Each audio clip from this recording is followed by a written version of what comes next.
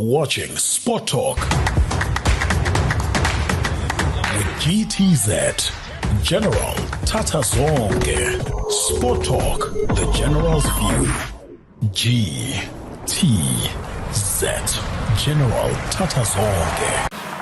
Shabu kunjani sikubingelele siphindze sikwamukele mbukelo we Sport Talk with GTZ eminyakeni lomusha wango 2026 episode yeqala episode number 15 on the 1st of January siyakubingelela. Let's hope and believe uNkulunkulu yobusisa and then uNkulunkulu aphindze akuside siqhubeke nje sisebenzisana ngekuvana namuhla sishutha enzaweni lengajwayeleki. A shout out to Cherry itholakala ku R40 Riverside Park extension 6 eMbombela ngilasikhona khona nawe uyabona nje ubuhle lobungaka baka Cherry. Later on sobe sikuniketa noma sobe sikutshela ngeimoto letinhle ungabavakashela nje mangabe ufuna utshintsha ku 2026 you want to buy a new car, you want to upgrade, so make it a point ukuthi you visit Cherry. So namuhla sikhuluma ngeAFCON yango 2025 iqala 2025 ngoDecember ingena kulomnyaka wango 2026 ise Morocco ngilapho khona tonke tinfo tendeka khona. We are so proud ngekuba ngema African. We have seen ama goals, sabona ama surprises, we have seen ama drama. We talk about the VAR drama, lot of things letendeka lapha ku AFCON. So on my left hand side, he's known in football, especially Ngezane, development side, labanye labasasebenzako bafundzisile ibhola sonke sibuya kuye etandleni Mr. Pete Coach Chauke. Pete Coach Ukraine. Great. Kamba kahle. Kamba kahle. Sikhuluma ngeAFCON. Yeah, sikhuluma ngeAFCON. Unikile isikhatsinyana wathi bubuka bu. Ngibukelile amagame lamaningi sematheni. Yeah. On my right hand side, football analyst wakhona lakhaya. Yes, wakhona lakhaya eMbombela, wakhona lakhaya ka Cherry nangale ka Omodo. Hey namhlanje introduce abantu. Mr. Mshika angubingelele ku Sport Talk ukahle my brother. GTZ sawubona mina kethu nebabukele ekhaya. We hope ukuthi into tawuhamba kahle. We ready, we fired up to give the big and the ease, the little and the surprising of the AFCON 2025. Nice one. Far right, the upcoming coach is doing a great job. He's learning every day. He's learning through all these legends. Now he's even learning lamanye ma coaches from the outside. He's someone who is passionate, someone who loves football. He loves what we are going to be talking about. Namusha Asandile, Coach Makati, known him forward to Ukraine. No, it is that ngiyaphila kakhulu ngibingelele the panelists nayo la nema viewers ekhaya. It's good to be here. Thank you for the invitation, bro. Sport Talk with GTZ bafowethu nginibitela ukuthi sitobuka last 16 ye AFCON. Aphumile ama teams, ashile amahotela, asele lamanye eMorocco, asatha ukuqhubeka aye phambili. Let me start with you, coach. Are you happy with the standard of the tournament? Yeah, I think I can say I'm happy to see that and the viewers in Makaya together with the panel because kube nema surprises lamaningi kakhulu. So lama surprises asitshela ukuthi ibhola seAfrica liyakhula. They're no longer the big powerhouses which you know ukuthi so and so very gonna walk in the park. If you khona kubona your Mozambique qualifying to the next round top 16, it tells you ukuthi the standard really is growing and is developing. We just saw one of the great surprises with the last game, Ivory Coast, whereby a 19-year-old was the man of the match. So it tells you the standard of South Africa at large is growing. If you can introduce a 19-year-old to that stage, it tells you a lot. Against Bafana Zimbabwe, again they've thrown in a teenager there. So it shows good Africa is cool. You are talking about a 19-year-old that was introduced and who AFCON. South Africa sina TLB at 19, they say he will be around 20s. Yeah. So I think, according to you, Mshika, let's talk about this age thing. When is the right time to introduce Labafana Labangan? Yeah. Again, good afternoon to viewers. GTZ, I think it starts with the belief in the youth structures of football. There is no direct or specific age to say this is the right one, but obvious, the player from the age of 16, I think technically is in a position to kick the ball, which is the basic, in football. So I think as Africans, we're coming quite well. We've seen Zimbabwe throwing in a 16-year-old against Bafana Bafana. Yeah. And just like what coach has just alluded, they throw in a 19-year-old. It's something that we need. It's something that at least we are learning something from our counterparts in Europe. So there is no specific age gap or something, but at least remember football is also part of employment. True. You give them contract, you cannot give a contract to a junior. So the moment those guys, they reach 18 years, they are seen as football and they are given a chance to go and play at the bigger areas. And I think in that aspect, as Africans, I think we are on the right path. You are talking about as African, you are saying we're on the right track. Coach, as South Africa, have we done enough? Good see, so-called young boys, TTC, have we done enough? See South Africa, PSL and SAFA, good to skupuke nabo, singete number, go AFCON. Since there is Campbell, there is also this boy Smith, who so there is Mbogazi. I can't say Mfukeng, but I'm talking about Bobo Campbell. Si 70 kahle coach ukuthi sibe nabo badlali labancane laba enough go AFCON. Okay. No, thanks, and the viewers at home. So what I can say, GTZ, is if you look at our structures in terms of SAF, we've got the Tsetse Flies under one. And then we've got under 20, got under 23, AFCON, you've got the senior team. So to track that, you need to ask yourself, players starting from under 15. Yes. Under 17, under 20, under 23, until to the senior team. So do we have players we can say that this player was playing for under 17, and then now we move to under 20, and then now we move to under 23, and then now we move to the senior team in this current team. So we can say now, in terms of development, we are in the right track. But if you can check now, Mbogazi. Yes. Mbogazi has never played for, he only played for under 20. Yes. He has never played for under 16. So we still, as a country, they still need a lot to be done in terms of our scouting, because it means we are losing some of the players in the early stage. So if we can manage to have more scouters, where we can have players in the under 15, under 17, under 20, and under 23, and then still to the national team, then tracking them. Then as a country, we've got a lot of talent. We can go far. There's always a room of improvement. They always say so. Let's talk about the standard of the referees. Go AFCON 2025-26. Are you happy, Chi? Personally, look, refereeing has got some rules. Some of them we're not aware of, we're not taught of them or being told of them.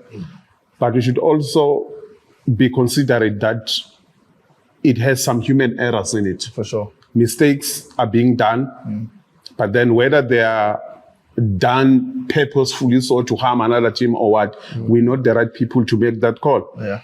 But up to where we are now, I haven't seen much of anything which would, I can say, the standard of refereeing has dropped or there's something bad.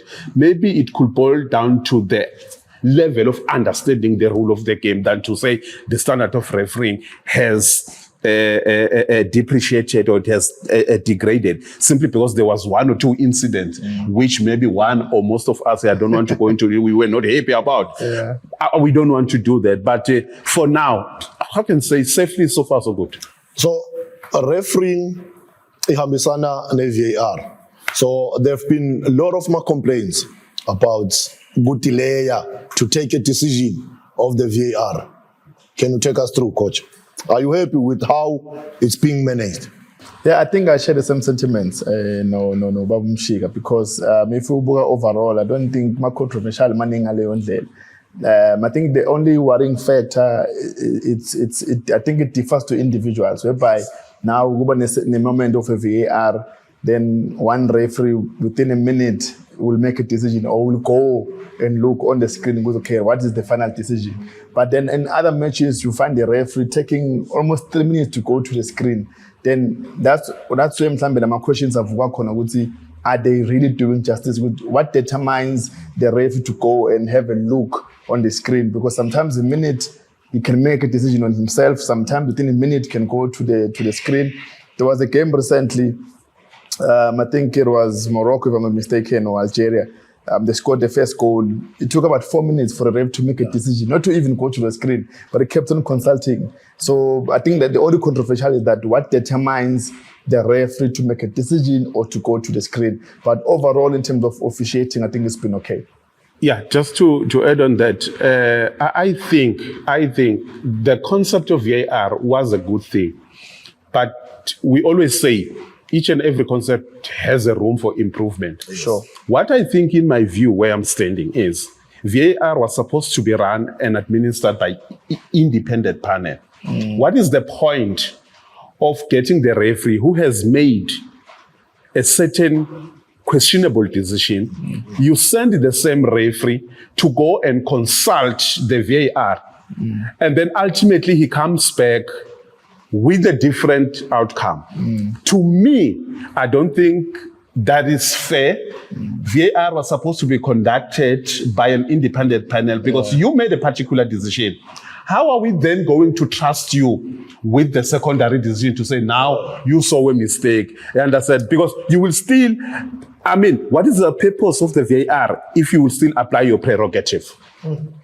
You want to say something, Coach? Yeah, I want to. Maybe I want to bring it. I want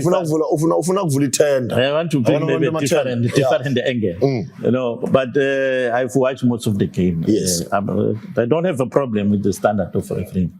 You know, referees are very competent. But I've got one problem where you find, because Africa is divided. It's divided. Yeah. We've got the Arab. So it's Egypt, Tunisia, Algeria, the North African. Yeah. But what I've noticed most of the time, I don't know, maybe it's personal, but I feel like if an Arab team is playing maybe Burkina Faso or what, because I've seen some incidents, I think the referees are lenient to the Arab teams. Maybe I'm wrong, but I've seen that. They are very lenient to the Arab teams. Okay, nice one. Let's talk about the surprises. It's a tournament. It can't be a tournament ngaphandle kwema surprise countries. Amanye lamangal sebandu, lamanye actually ushocked. You were shocked like, oh, they haven't made it to the last 16. Oh, they have made it to the last 16. Coach, any country that you see, like top 16, or any country like Hambia that was supposed to be in the top 16. Okay, I want to go back to, let's look at Africa in terms of the historical. You know, we've got the SADC. You know, South Africa, we are in the SADC. Yes. And for us, only South Africa and Mozambique, we have managed to go through the last 16. You know, and then if you go to the central, it's only Mali, Tanzania, you know, those who have played in Sudan. Yeah. But most of the countries that have qualified is all the 4 countries from the Arab side have qualified, and your West. And then secondly, if you look at the Africa Cup of Nations is playing in Morocco. So chances that again, a team from the SADC or Central, they will go to the last 4, and then it will be a surprise, very difficult. It's another discussion that I'm triggering, you know. So, but I'm happy with our neighbors, Mozambique, you know, that they've come to the party, and us, South Africa. But again, as a South Africa, again, the question is, you have only beaten 2 countries from the SADC region, which is Angola and Zimbabwe. So we played Egypt, we lost. So again, in terms of character, that's where we need to be tested in to see if the tournament goes. We are going to play Cameroon. So we're going to play Cameroon. That's another discussion where a surprise country, Mkhathi. Yeah, I think Coach Pitt has summed it up very well, breaking the African continent, the northern, southern, and eastern. But I think I'll revert again to the point I raised earlier, Mascala, which my surprise packages for me was Mozambique. Yes. I don't think Bakona Bandu who gave them a chance, which they can probably qualify to the round of 16. So for me, I think it's one team that has really raised their hand. I was impressed with their jersey number 10. He's been having a fabulous tournament. Fabulous. Yeah, at some point he was with Bidvest Vest, but he was never given a chance to really showcase his talent. But Ifobuga, he's fearless, he's arrogant on the ball, he's a good ball carrier, challenging, playing into tight spaces. So I think we are assisting Akuli in Mozambique in terms of how they play. So that was the big surprise for me. Secondly, I think Gupuma Gabon, for me, it was a very, very big surprise. Though the group here was a little bit tough, but I would have maybe thought maybe they can be a best number 3 or something like that. But again, it shows about the level of African football. You can't just say there's Aubameyang, they're going to do well. Yes. You understand? So those are the two surprises. Mozambique going to around 16 and then Gabon going home early. Big surprise for me. Shiga, big surprise. My surprise, maybe in and outside the AFCON. Maybe let's say outside AFCON, the omission of Cape Verde. Biggest one, shock. Okay. I feel. What do you want, the Cape Verde? Not that there's something that I want from them, but they've been the best team. No, you are more than welcome. What do you want, Cape Verde? They've got this French and Portuguese element in their playing staff. Okay. In their playing style.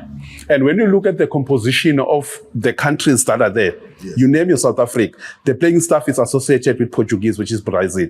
You go to Angola, the playing staff is admired, or at least, you understand, supported by the element of the Portuguese, where they play in small areas, use energy. So they play a typical type of football which we want to see, not the scope and door.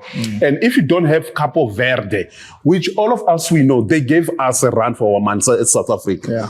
They gave Egypt a run for their man. It was a surprise omission. I wouldn't want to waste your second in that one because they're not in AFCON. Yeah. Coming back to AFCON. Coming back to you've just got married, my brother. Coming back to to appreciate. Coming back to AFCON, yes. The biggest surprise. I think we will be unfair to say Mozambique, it's a surprise because I have been following them, the process, they've followed the process. They've got coach Chiquinho Conte, the legend of the game back in Mozambique. He has been with that team for almost half of a decade. I think 4 years now. He has been with that team, assisted by Carlos Costa. He's also a guy from Mozambique.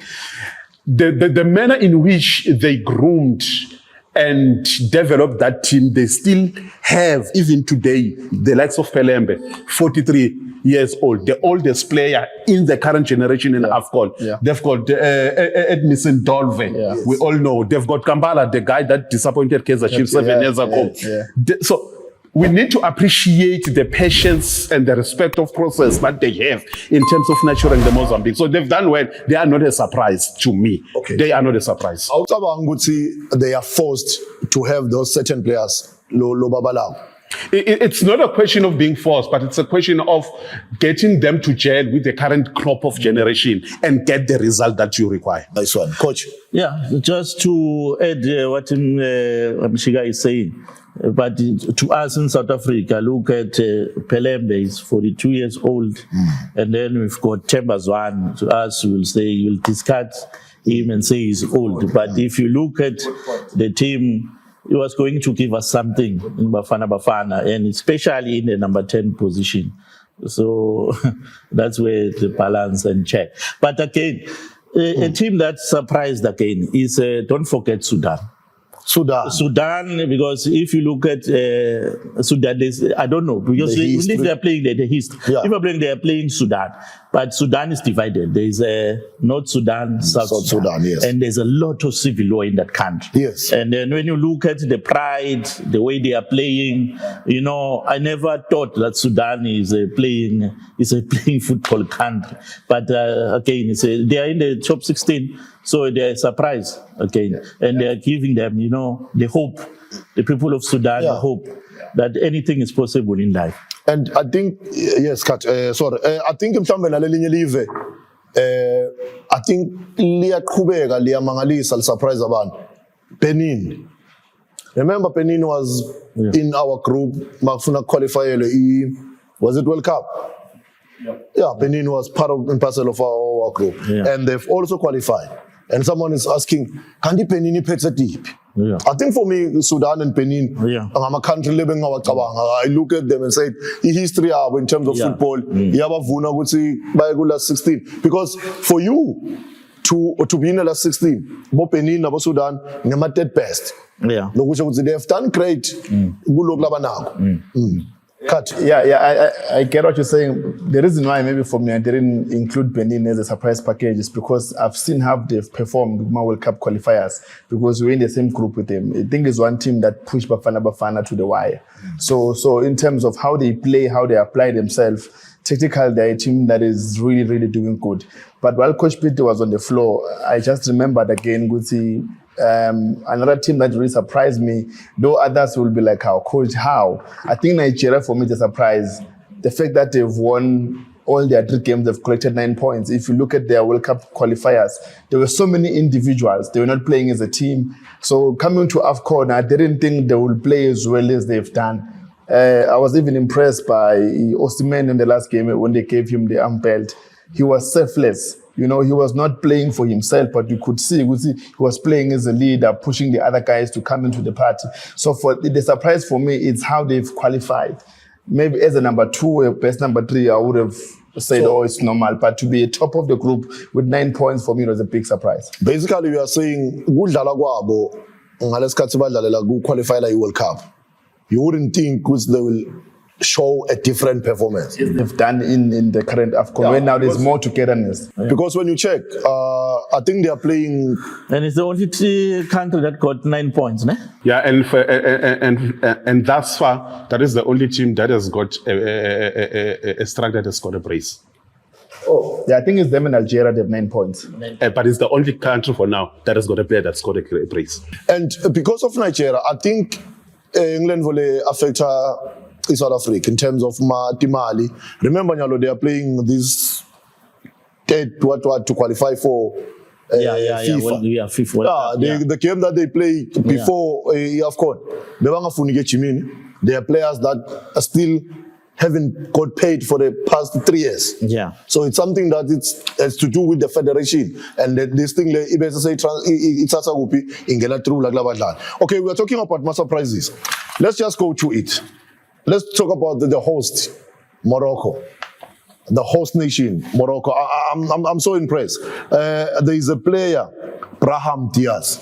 Yeah. He played for Real Madrid. Real Madrid. Yeah. Oh. Yeah. Can they maintain this performance up until I don't know where?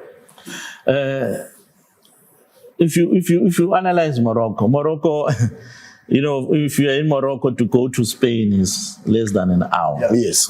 So that's why other people will say is Morocco an African country, because they are blessed. We look at the infrastructure, the organization. The only problem which is not there, because it's an Arab nation. That's why I'm saying again, in terms of the attendance is only when they are playing, then you'll see the player number 12, yes. In Egypt, you see all the Arab states, they are supporting each other, because the attendance when they are playing will skyrocket. But for us, Sudan, if it's playing, Benin, you'll see the stands are happy. Even if Bafana they are playing, the attendance is not. The turnover is not that big. So Morocco, if you look at, they've been there, they've qualified, they've got the structures, good players. So as a host nation, they've got the 12th player. Yes. It's only them if they can push themselves. They've got all the players. Can they? If you check, Hakim, Just played now? Yeah, he's the best player in Africa. He's not even making it in the starting 11. It shows the quality that they have, and they've got a Moroccan coach who's 50-year-old. And I like it when you look at the component now of the coaches. When you go past the last AFCON, yes, you'll see you used to dominate your Wiffin Scraper, the one who's coaching the French coach who won the AFCON with Zambia. Yeah, we won it twice. Yeah, yes. So you used to have these European coaches, but at least now this AFCON, you can check. There are more player coaches who are coaching, which is good for the continent.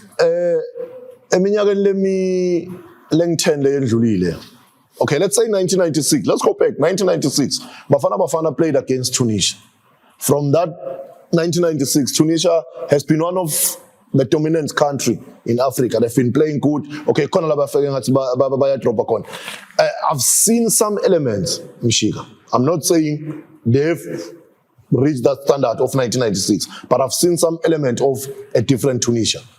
Can Tunisia surprise many of us? I'm not sure if now Tunisia will go this far, but watching Tunisia, I think they played on Tuesday, if not mistaken, this one. Yeah, I mean, their name should not be associated with the word surprise. Yeah, they are not minnows. I agree. Yes. But we bring that word surprise. It is based on their previous performances. Yes. They've been choking and choking. They've not been consistent, and their football has not been evolving. They've not been willing to learn from other continents. Yes. The name it speak, but the Eagles of the North, which is Tunisia, they've got the pedigree to make the cut. I think I see them in the top 4. See them in the top 4. Yeah. Defending champions, Ivory Coast. Are you happy? I think I'm happy with how they play. Even inclusion, Zaha, I think he has brought in some good dynamic in their force and attack. So do I see them defending the AFCON? I don't think so. What? But do I see them going as far as last 8 semi-finals? I think so. There's a point that Coach Pete raised in terms of the northern countries that are still within the tournament. I think that will be an advantage to the Northern African teams to make a cut to the final. We might have 2 Northern Africans in the finals. So we might have 1 and 1 Eastern, but Ivory Coast, I don't think it will be one of them. But to support what Coach Peter was saying about Morocco, I think there's a point that Umshika raised Langapande while we were still talking about a group of a team that has played together for a longer time. Social factor. So if you look at Morocco from the previous World Cup, where they went all the way to the semi-finals, almost 80% of the team is still within. So it gives them that edge to be amongst favorites. And then now if you look at the atmosphere in their stadiums with the 12 men, it gives them even more power boost to go even further. Morocco to add, I wanted to say that because when you look at their attacking play, yes, you've got players who've got high profile. You can when the chips are down, something can come up. Yes. Look at the 2 Caesar kick that El Kabi has scored, and then you still got El Sari. So he has played in Spain. Now he's playing in Turkey. So that is why I'm saying Diaz, so they can go get a goal anywhere. That individual brilliance. If the group tactics and the team tactics are not working, but that individual brilliance, somebody can come in and sneak in and win the game. But if you look, for me, Nigeria, I see them coming. If they can maintain, their aggression and their force in terms of their game, they can surprise a lot. They can break the dominance of because what is key? We want somebody who can win that cup in Morocco. Yeah. So we want that any team from us, they must win. We want the team that can win that cup from Morocco. Yeah, just to agree with Coach a bit. Yes. Of all the teams that I have watched thus far, including your Zimbabwe, yes, there is one dominating element in their playing stuff. If you frustrate them in their tactics or planning, whatever, there should be that one player who possesses what we call a IPC in football. That means you initiate the play, you participate, and then you complete. Yeah. Second goal of Zimbabwe, it's a testimony of what I'm saying. Okay. And that's the IPC. So it means when all the plans and everything are not shaping up, there should be that player that possesses that element of the IPC. You initiate, you participate, and then you complete the process. We are talking about my team's Langenegula 16, Mbule, in case now we are wondering, why is not South Africa? I'm so nervous. But I'm so nervous. Why is not Bafana Bafana? But right now, let's go straight to it. Bafana Bafana. Bafana Madiba. The Madiba magic. Are we seeing the Madiba magic? Are you happy with Bafana Bafana? Do you see Bafana Bafana advance to the last 8? Anyone is welcome to take it. And then we'll do the follow-up. Let me start with you, Coach. Are you happy with Bafana Bafana? What I've identified in terms of our team, I think in the middle, the combination in the middle, so in terms of finding balance between Stole, Nkwena, and Mbule or Mbata. That balance, because that's where I think we are losing it. So if the coach can try to find a balance, because I don't think for me Mbule is a number 10, because you need to play closer to Foster, sometimes run beyond, so it's a problem. We need to find a balance, because now for us, our strength, you are a position football team. But now we rely more to TLP to play a diagonal ball to the winger, and then now teams, because they will analyze you, so as a team you need to adapt and change your tactics. You can play sometimes a counter-attacking game, you can play a positional game, you can overload and isolate. So in that tournament, in terms of tactics, you need to be advanced. So maybe that's where an area that we need to do, because we've got, if you look at Tebogo Mokoena, I don't know, maybe he's carrying an injury, because Tebogo is a box-to-box, so he'll make the team play. He's got those long range. If you get a second ball, he can play a long range. But if you look at in terms of stats, he haven't done that. I stand to be corrected. And I'm willing to learn if what I'm going to ask or what I'm going to say doesn't suit in football. Can Yaya Stole play as a 6 and Debs play as a 8? Okay, I don't know, Coach. I wanted to come in to say, I think Coach Pitti has summed it up very, very well. I think it probably is within our midfield. But I believe that modern football demands to have a link within a 6 and an 8 and a 10, and also to have that variation within the playing personnel. If you are a 6, you must have the feel or a touch of being an 8. If you're an 8, you must have the element or ability of becoming a 6. If you're an 8, you must have the ability of becoming a 10. Because sometimes given my actions where would force a 6 to jump to the next line to become an 8. So as Coach Peter identified that 8, I think we have that problem where now we know Tumkwana has the thing of becoming an 8. Hence he's speaking about box to box. But he's unable to jump to the next line. Then it comes the issue with probably with an injury or his fatigue. Then you have your Yaya. Previous AFCON he did very, very well. But he just came back from a very terrible injury. So now he's giving us the fear, which is like he can't switch from a 6 to an 8 or from an 8 to a 6. But again, I want to bring a controversiality to the subject at hand to say, I think another worrying factor to have the worry in midfield, I think having Ngezane at centre back contributes to that point. And I'll explain why. Defensively, Ngezane for me, I think, has done exceptionally well.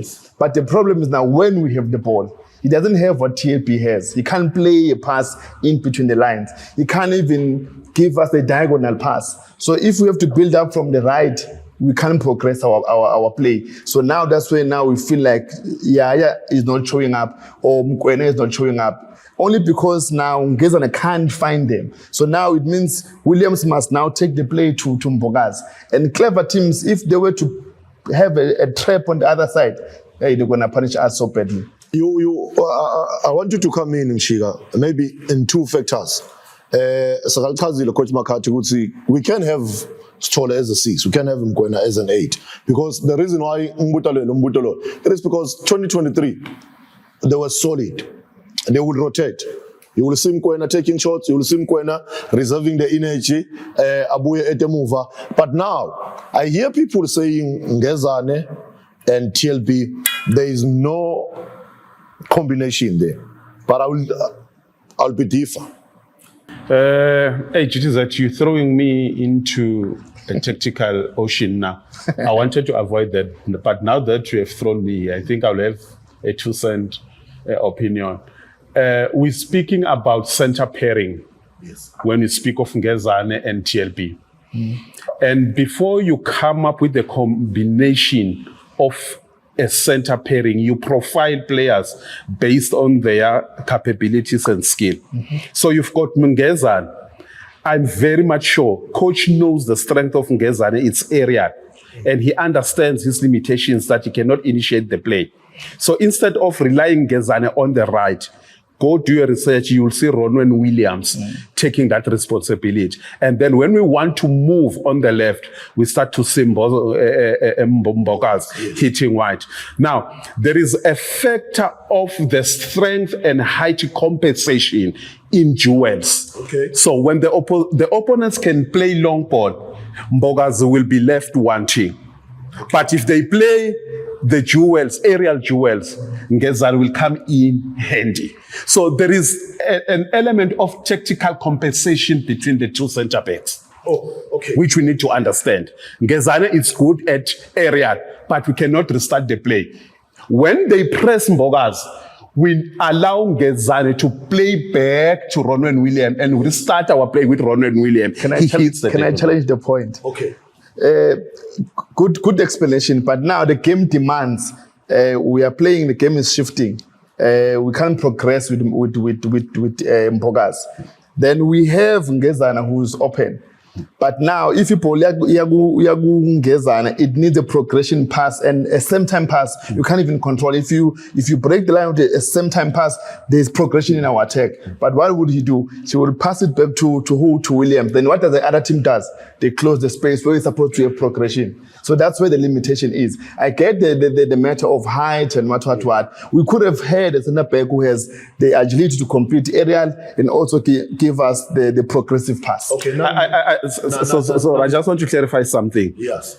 I spoke about the line of tactics. That is, so you might have someone who's not too strong in a particular field, but then maybe in front of him you've got someone. Go and do your analysis. You will see when Ngezane opens, Ronwen Williams, instead of playing Ngezane drifts in, and you've got coolies. Then they play coolies. If push comes to a shove, Ngezane quickly plays a back pass to Watch. When I understand that the opponent then presses the other half, but that's what we have at the moment. That's what we have. Okay. Yeah. Before just coach. a follow-up. Okay, follow-up. No, it's fine. Yeah. To ask him, Shiva, is it assisting us? Because if you look at our game against Egypt, we were playing too many long balls. We were playing too many long balls, and we were relying to play with a second ball. You know, so that's what Coach McCarthy is saying. At least because if you were able to progress from the first line to the second line, you know, patient build up, you'll check the opposition. If they add if you throw them, then you can able to play the ball to foster, and then you can add numbers in terms of numerical, or you go wide. But that was not happening because we are relying on Bogazi to play a long ball, and those guys were always catching those balls. So why I want to come in, earlier on I had a conversation ngale situation yambogazi as a former player, lokhu isikhathi lesinyeni adlala i-center back. Ama-center back for me, they are bahlukene kabili. There is a 4 and 5. Tsala bekuna 4 na 5. na 5. U4 ulo omakha. Man mark. For me, Ngezane is a 4. Has been a 4 since the Chiefs. The other one is anticipate. But now, because the model football is saying Asimeso. Now I feel, it's me saying this, I stand to be corrected, coaches. At least you get time kufunza mamapu. I feel we have 2 before Mbogazi na Ngezane. That's my understanding. So we don't have got the 2 fire extinguishers. Yes. We don't have someone who can read. We don't have Yomvala, who is a 4. We don't have Mbule Mabizela. What you're saying, we don't have like Mbule Mabizela. Yes, on that defense, because I'm saying Mbogazi, he's also a 4. Mbogazi is one to give me that player. That's a 4. A 5 will say, let me jump 2 steps because the ball is going to play this side. When we build, I cannot call the ball because I'm not in a good shape. So I feel we have 2 4s. I stand to be corrected. Just to add, look at how Mbogazi, when that guy from Zimbabwe, yes, he was already on the floor. Because he was supposed to stay on the foot and guide the guy. Yeah. But he was already on the floor. Unfortunately, my colleagues, the composition of that defensive structure requires Ngezane to be the last man. And testimony to that, go and check our last game against Zimbabwe. There is a critical clearance that he made. Yeah, where his hands would be. Exactly. So it's 3-3. Whether he plays fashionable or what, but Ngezane, he is always available. Yeah. He is always available. Chiga, the question that we must ask ourselves, okay, center back, are we stable? No. The question, are we stable in the center back? No. Because that's where your spine starts. Are we stable in the center back? Can we change? Because now, if we are not stable in the center back, we are not stable in the middle. Yes. Then it's a serious problem. That's a spine. The block. I understand, coach, but I'm saying in football, they say you need to make the one with the grades that you have. Yes. Unfortunately, we cannot go back and bring whoever that is not there. I know, coach. So I'm saying, have they played very bad? And my answer is definitely no. I agree with you. Okay. No, and remember, no matter how good or structurally perfect our center pairings are, if our pivots in front of them, they crack so easily. Yeah. If you don't have Mukwena playing at his best, you understand, he will expose the center backs. You get what I'm trying to say? If you don't have a Yaya Sitor who can anticipate, do the scanning properly, it will impact negatively to the center backs. They get exposed because our 2 pivots, you understand, they get easily isolated. So in Egypt, what Egypt did well was to isolate our two central midfielders. They did not want to play central. They always went wide, and they left them isolated. What does that do? It exposes our center pairing. Allow me to jump. I don't want to waste most of time in pairing of Ngezane and TLP. Are we good as a nation, Ngasipho Mbule as a 10? Can the coach try a rally on a 10? Is it possible to change it now? Or say vele hambili ngcono? If mangabafuna kuza amarele, he must try rele kuma friendly lesingawada odlala next year before the World Cup. Sikahle yini lapha kuMbuli. Sesikhuluma nje amaqiniso singageki. Is Mbuli giving us something as a nation? The question is very controversial, GTZ. Because Uma World Cup qualifiers as a 10, he did very well. We can't take that away from him. But now qualifiers and a tournament is 2 different things. Because now qualifiers, you have a room to improve. Even you can lose, but you have another chance on a second leg to do better. But now in a tournament, you have a short space of time where we need the results now and again, and the intensity is very high. And if you look at profile, Mbule doesn't have that dynamic run that you're gonna find to a 10. When now if Fosler will make maybe a mini run coming deep, exposing the space behind, when now a centre back has come in, Mbule, you won't find him giving us entries in the box. So to answer you, that's not a 10. We don't have a 10 in our AFCON, but on the bench we do have. What? Rele Mofu can give us a proper 10 because why Rele? Because if you're playing a number 10, you must be a crook, and he can play into tight spaces. And Rele is one player who's not afraid of pressure. Even if you can give him a ball when there's someone pressing him, he's clever enough to turn and connect and make combinations. In the previous AFCON, you'll find Ngezane in the box. You'll find Ngezane now becoming a half wing on the left, on the right, because he's a 10. He will give you those dynamic runs. So with Mbule, we can't find that. Qualifiers before maybe sure you come in. There was a game where Rele was given a chance to play as a 10 by Coach Hugo Bruce, and he scored in that game. I think they playing against Zimbabwe. I think Bloemfontein. Yeah, he scored. So he can have a reference from that game. Okay, I want to come to you, and then I'll come to you, Mshiga. I think the question will be the same. If you were Hugo Bruce in Morocco, would you play Rele as a 10? No. Because what you need to take into consideration, GTZ, is this is a tournament. And when you go and play a tournament, you don't want to sometimes to play an open game. Okay. Yeah. You know, you'll sit down, you do analysis and check where are the holes, you know, how many players do they add when they attack, how many do they leave, you know, everything, where do they overload and all those things, you know. Sometimes I'll understand the coach because you want to play with the 2-6. Maybe he's playing a cautious game and say, okay, I want to catch them into maybe fast break attack when we want the ball in their half, or want to catch them in counter attack when we won it into our half, or want to stretch them, go wide and bring crosses, maybe because there's Skomot or there's Foster. So it will depend on the game. Even now we're going to play Cameroon. So they will have to go and analyze Cameroon in terms of their strength, who are the individual players, where can they get the openings, are they aggressive and what, and then they come with a game plan. So I hope maybe, because now it's no longer, you can't change it. Now we are going to play. It's one game. Yeah. You lose, out. We are out. So maybe is he going to play an open game, or is going to say, "Let me sit down and check"? And so it will depend. It will go down to the penalties. Yeah. Yes, Mshik.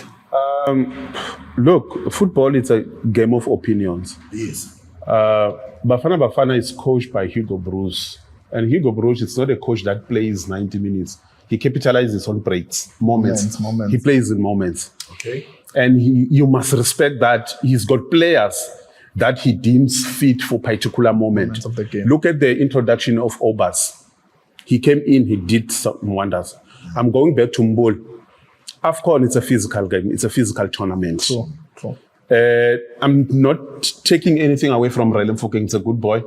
He has what it takes to play at the highest level. Yes. But sometimes the aggression of the tempo of the game can sometimes demand a bit of bullying from you, reactional bullying from you. And you cannot bully Mbule physical.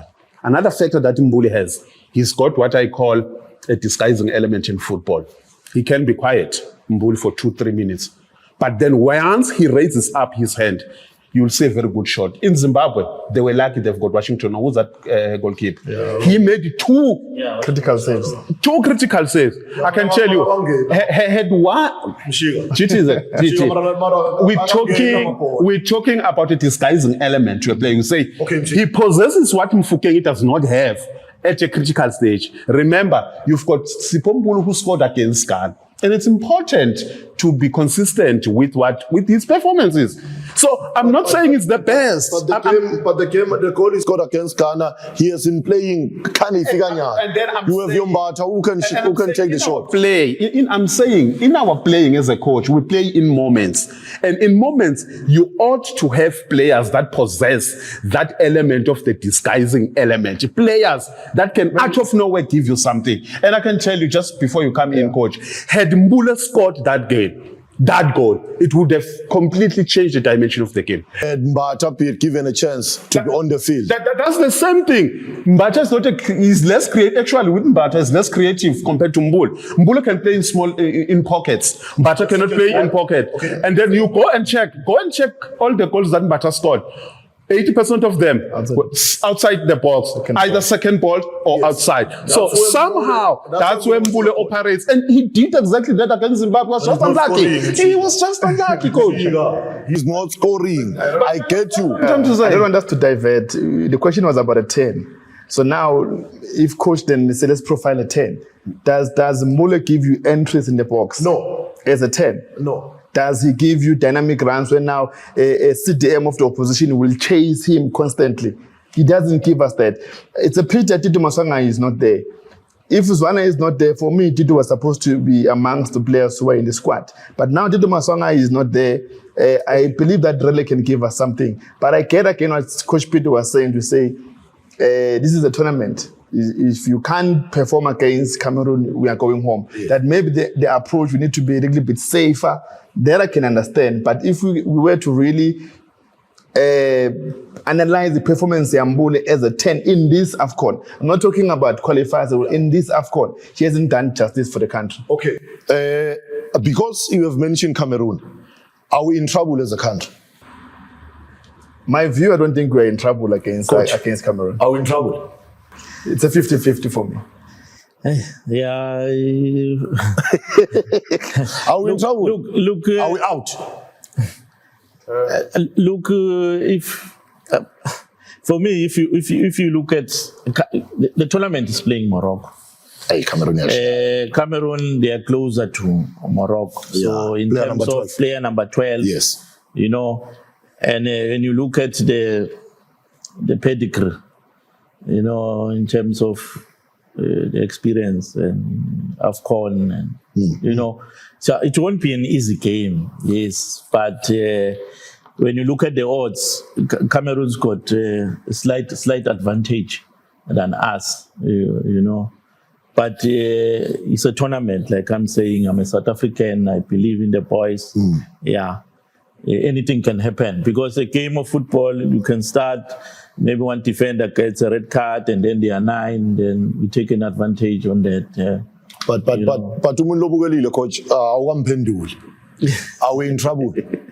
Maybe to come in, Chiti said, I don't think we're in trouble. I'll go back to what Coach Pity said at the previous question, where now we said probably Coach Hugo Bruce must go back, analyze Cameroon, because they've had a good game and a bad game. So where they've had Ivory Coast, that game, you analyze the strong points that they have. Then you go to their game where they drew against Tanzania. There were so many areas where I feel if we can analyze to the T in terms of game details, we do stand a chance in certain moments in terms of exploring that. The only danger for me to Cameroon, I think, is with is it Mboma, the number 10 from Bioma. Manchester boy. Yeah, that's where threat comes from. The exclusion here, Abu Bakr as a centre forward for me has weakened the Cameroonian team. But again, Hugo Bruce had about 5 or 6 days to prepare his team. For me, he must reflect on how they've played so far. The difference with this team and the previous AFCON team, we're keeping so many clean sheets. So if we can master to stay longer into the game, we can frustrate Cameroon. Just to add before Mishiga will come in. Yes. You know, another thing that will be, if you look at the politics of football in Cameroon, you remember what happened? The Samuel Eto'o story. Yeah, Samuel Eto'o story. So do you think if Cameroon can be putted out in the last 16, what will happen to Samuel Eto'o? His reputation is gone. Yeah. Yes. And whenever he is, you will never want to see that. that he put it out in the last 16. Yeah. So he'll try everything to push the boys. push the boys. And it's going to be a difficult game for South Africa. It won't be an easy game for us. Mshika, mhlambe lo tobukela le podcast angasho ukuthi unesihlobo eBelgium the way umela ngayo Hugo Broos. Are we in trouble? Do you have any relative Belgium? Not really. Not really. Are we in trouble? I don't think so. Yeah. You know why I'm saying in 30 seconds? I don't think so. Yeah. Remember, I think our analysis of Bafana games, I somehow feel there is a certain element which we ignored, the element of contagious energies. When you speak of contagious energy, if your opponent is low by rank, there is a chance psychologically that your players, they will go down to that level. Yes. And that's going to impact the performance of the game. So it happens against Angola. South Africans somehow felt Angola were underdogs. South Africans somehow believed Zimbabwe, our just boys. But now we are playing against Cameroon. The dynamics and the paradigm shift in the tactical behavior of our boys will change. We are not in trouble. Tell me. I agree. You are not in trouble. Hey, wahlenga cameraman wathi lento ngandlela beka ngayo. Ngishilo ngathi ungacabanga ukuthi unesihlobo lapha eBelgium lapha bo Hugo Broos lapha. Akafuni Hugo Broos lo muntu. Algeria. I think sikhuluma ngeTunisia, sakhuluma ngama-big giants. Ivory Coast is one of them that have been dominating the African football. Algeria, they've done marvelous. Banalo mfana lobadala Manchester City. Mahrez as the captain. I feel they have this thing. I stand to be corrected. They have this thing about Tunisia. They know how to attack. Probably in defense, I don't see them that strong. But when you see Algeria attacking, they are playing against DR Congo. Those Physique, DR Congo, remember? Physique. Yeah, physique, but they can play. But then Algeria, they've got what they call the robotic tactical plan. That means if you apply the robotic tactical plan, you say at the danger zone, I will take no nonsense, which is my defense. In midfield, I will allow you to play. Up front, I'll give you space to play. But when you're about to harm me, especially from central now to my last third, then they start to get rigid. So they get that combination very right. They don't look like defending in a good shape, but they concede less. When they transition from the middle of the park, they spend some few time. When they go forward, they don't spend time, they punish you, and they can quickly switch. That's what we call a robotic tactical change. Coach. Yeah. Algeria up against DR Congo. Yeah, just to add, if you look at these North African countries, they've got similarities in terms of their tactics and their structure, rigid, because they've got the European influence, how they play their games. So Algeria is a good team. They've got Mahrez as a captain. Yeah. So they are playing DR Congo. It won't be an easy game. Because there's Pakabu, something, and then they've got Fiston Mayela. Yeah, there's Fiston Mayela. So it won't be an easy game. If you look at the DRC Congo team list, this DRC Congo team, they look convincing. They are solid. So it won't be an easy game. So for me, I'll go for Congo. You'll go for Congo? Yeah, I'll go for Algeria is out? Yeah, I'll go for Congo. Oh, okay. I think mhlambe nalelinye live lekufuna sikhulume ngalo. Nabo they've been dominating African football. eBhayibhelini batiwa kakhulu. Mangabe ufunza iBhayibheli kukhulunywa ngenkosi Faro. Inkosi yayinesandla lesicinile. Bana Mohammed Salah lobe netinkinga ecenjini lakhe, but leto tinkinga leto atmende umdlalo omubi. Mo Salah, you cannot be a bad player overnight. Egypt, they are playing against Benin. Little coach lathi ungimle say Benin surprise package, and then Coach McCarthy saying he's not surprised ngale ndlela badlale ngakhona. Egypt mshi Kipita Edgar Far. Favorites. Egypt to win this one. Yeah. Want to win this one. Okay, sorry. What begs my sentiment? It's their experience, and the quality of players they possess at their disposal. You've got your Salah, you've got Mamouche that plays for Man City. Yeah. And historically, they've got history of dominating the AFCON. They're the most successful team. And they're the only country that has won that cup with an African coach for more than three editions. True. So they are not pushovers. I know that at some point their league has somehow been placed in recess for political reasons and so forth. But undermine them at your peril. I see them in the semi-final. Coach, keep it. No, I share the same sentiment.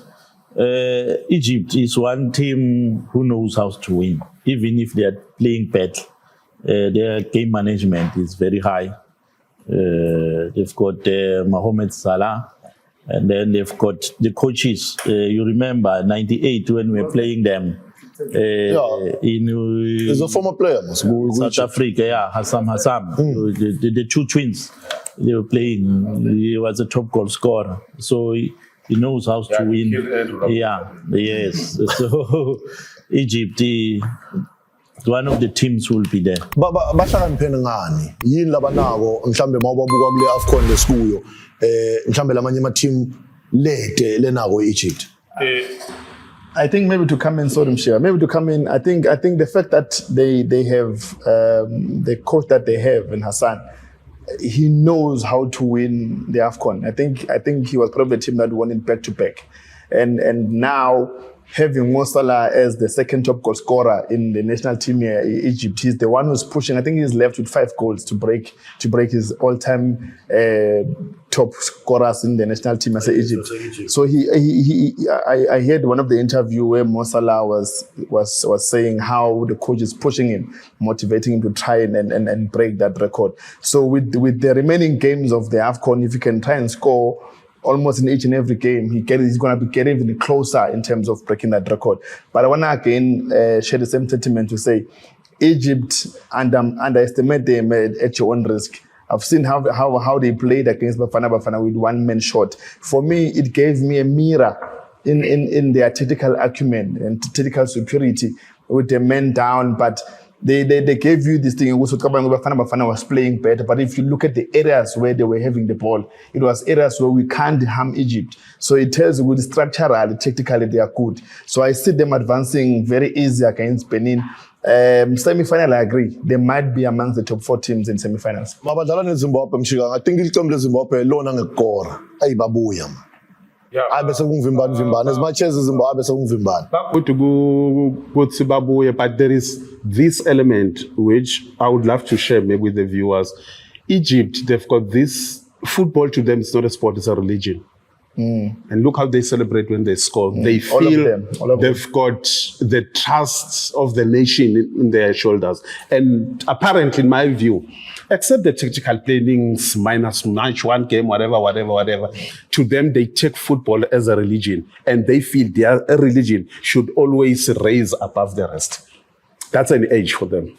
All right. Respect the game. Yeah. Okay, I don't want to put you in the corner, guys, because we still have to do more episode. I don't want to put you in the corner and say who's winning it, No. Maybe I can put you in the corner right now, so that when we are doing Lalamanyama episode, we'll say Marawena Watsi Egypt. I think this is the right time to put everyone in the corner. Who's gonna lift the AFCON 2025-2026?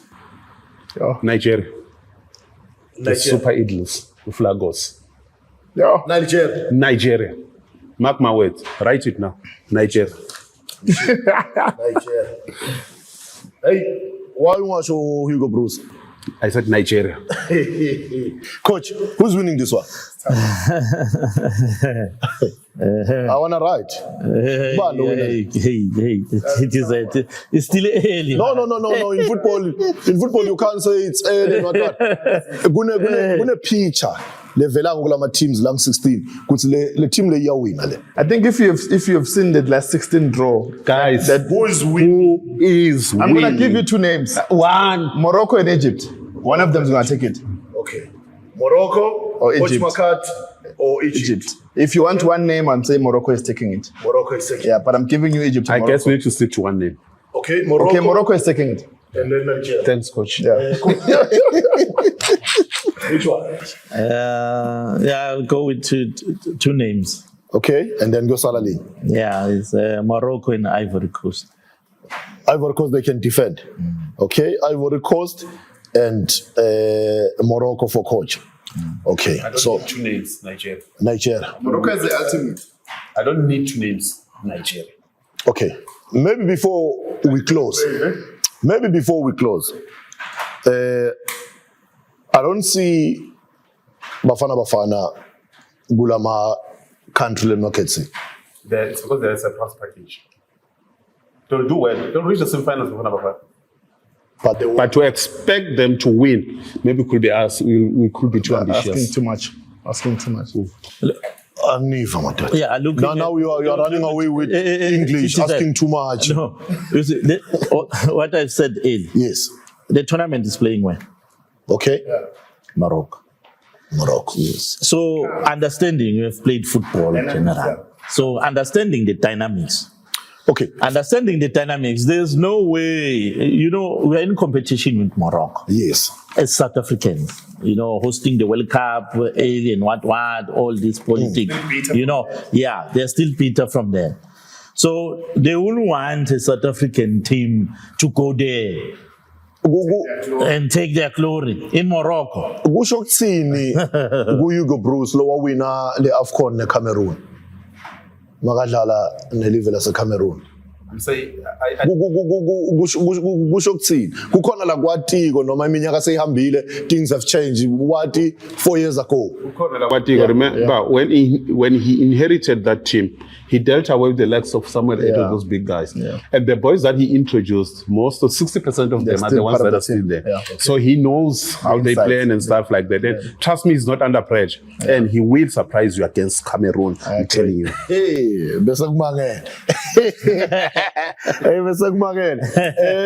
people of the Lord, I think it's for Mapetsalweni at Sport Talk episode 13. And do the right thing. You need to subscribe and tell your friends to subscribe. It's just free. You just search Sport Talk with GTZ and subscribe. And shout out to Cherry. Ngakuzivumela ukuthi sishute le podcast yethu namuhla. Mangabe you wanna test drive imoto tabo, you are more than welcome. Monday to Saturday ubathola ku R40 Riverside Park extension 6 eMbombela eMpumalanga. I am GTZ. Siyabonga coach Abiti Achauke on my right hand side. Ngumshika lapha ePelija ngathi basamqenzela stand. And then coach Esandile Ndawo. Really appreciate you. For now, we're gonna take you in one of the beautiful cars, Cherry, and then ubone buhle bemoto Cherry. The car we're gonna profile is the Tigo 8 Pro Max. Illustration number 1. Iput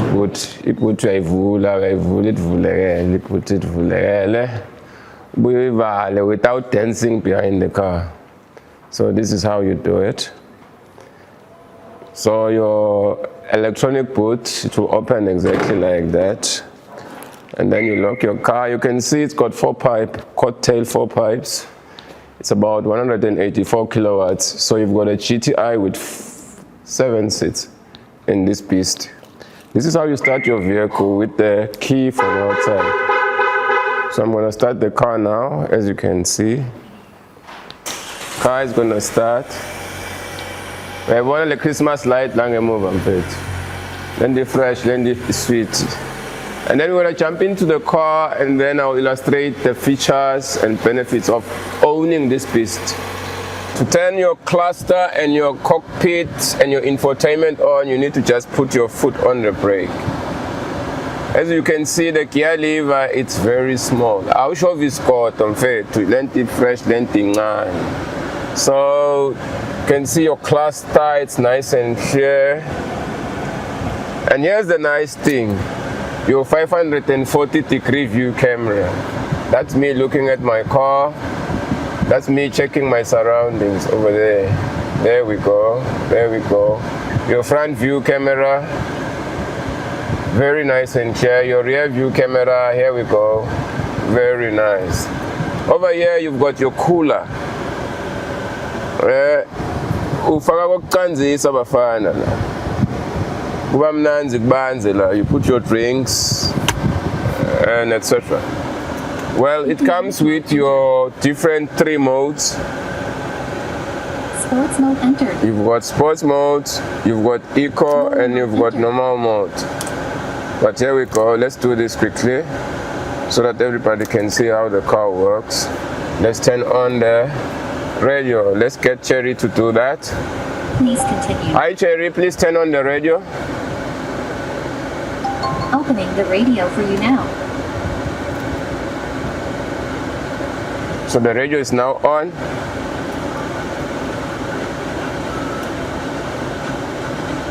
These are your modes, as I was illustrating. Sports mode entered. You've got sports mode, you've got economic mode, and you've got your normal mode. Entered. It's up to you how you want to drive and how far you want to go. As you can see, I'm touching here, lowering the vents to the aircon. Cherry can also open the sunroof for me by just a voice command. Here. Hi Cherry, please open the sunroof.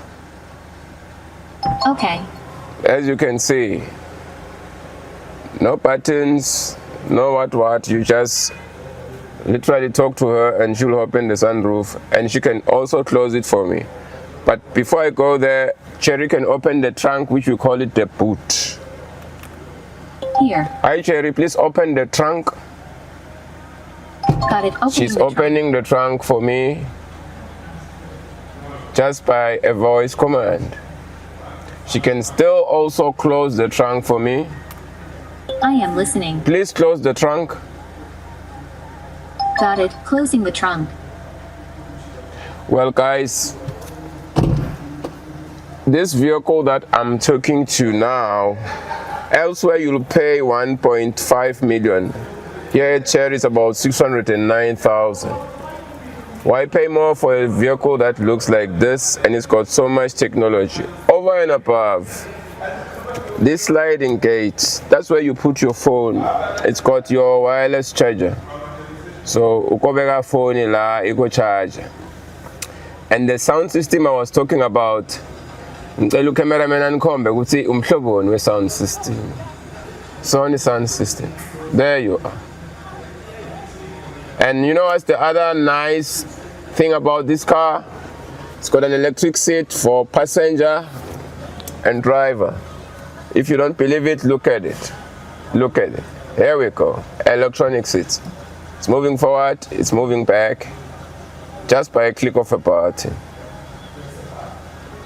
Well, you can visit us at Cherry Mbombela, or you can hit me up on 071 809 2555. I'm going to do it again. 071 809 2555. It's your boy, the Game Chamber. I'm out.